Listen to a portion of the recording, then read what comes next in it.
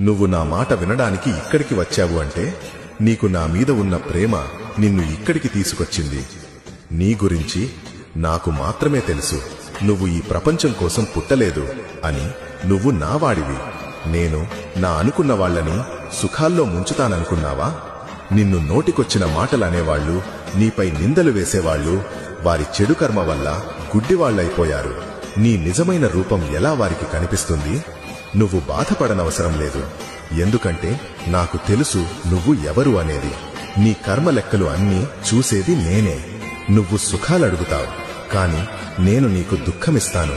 ఎందుకంటే సుఖాలకు అలవాటు పడిన వాళ్లు చేతకాని వాళ్లైపోతారు. దుఃఖంలో కూడా పోరాడేవాడు ఎలా ఉన్నా దేన్నైనా సరే ఎదురించగలడు. ఎలాంటి కష్టాన్నైనా సరే ఎదురించేలా నిన్ను మార్చాలి అనుకున్నాను నేను. నువ్వు నీ తెలివితో ఎలాంటి సమస్యనైనా సరే ఎదురించే శక్తి రావాలి. నీకు అపారమైన తెలివితేటలు ఉన్నాయి, కాని నువ్వు గుర్తించట్లేదు. ఇప్పటికైనా గుర్తించు. నువ్వనుకుంటావు కదా, ఎందుకు నాన్న నా సంతోషం లాగేసుకుంటున్నావు అని. జీవితం నవ్వులతో కాదు, భక్తితో జీవించాలి. కాబట్టి అప్పుడే ప్రశాంతత నీ దరికి వస్తుంది. నువ్వంటావు, ఎందుకు నాన్న నేను కోరుకున్న వాళ్లు నాకు దూరమవుతున్నారు అని.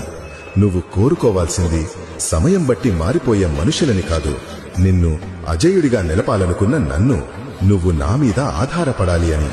నిన్ను నీ కాళ్ల మీద నిలబడేలా చేసేది నేనే. కాబట్టి నాకు తెలుసు నీ మనసు ఏంటి అని. నువ్వు చెడ్డవాడివి కాదు. ఈ ప్రపంచం నిన్ను అర్థం చేసుకోలేకపోతోంది అంతే. కాని నా మనసులో ఉన్నది నువ్వు అర్థం చేసుకుంటే అప్పుడు తెలుస్తుంది నేను నీ నుంచి లాక్కుందంతా నీకు వరమే అని. గుర్తుపెట్టుకో, అందరూ నిన్ను చెడ్డవాడివి అన్నా సరే నాకు తెలుసు నువ్వు ఎంత నిర్మలమైన మనసు ఉన్నవాడివి అని. చేసిన పాపాల వల్ల అందరి కళ్ళు మూసుకుపోయి ఉండొచ్చు, కాని నా త్రినేత్రల చూపు నుండి ఏదీ దాచలేరు, ఎవ్వరూ తప్పించుకోలేరు. నువ్వే చూస్తావు. నీ చిరునవ్వు పోయినా సరే నువ్వు చింతించవు. నిన్ను ఎవరైనా వదిలి వెళ్లినా వదిలేసిన వాళ్లే బాధపడతారు.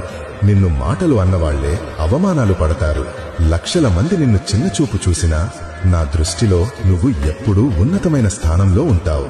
అర్థమైందా నీకు? ధైర్యంగా ఉండు. నీ కష్టాన్ని నమ్మితే నన్ను నమ్మినట్టే.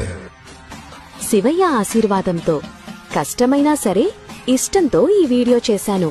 నచ్చితేనే లైక్ కొట్టండి. మీకు నా కష్టం కనిపిస్తే, సపోర్ట్ చెయ్యాలి అనిపిస్తే నా ఛానల్ సబ్స్క్రైబ్ చేసుకోండి. బలవంతంగా అయితే వద్దు. మీకు అర్థమైందా?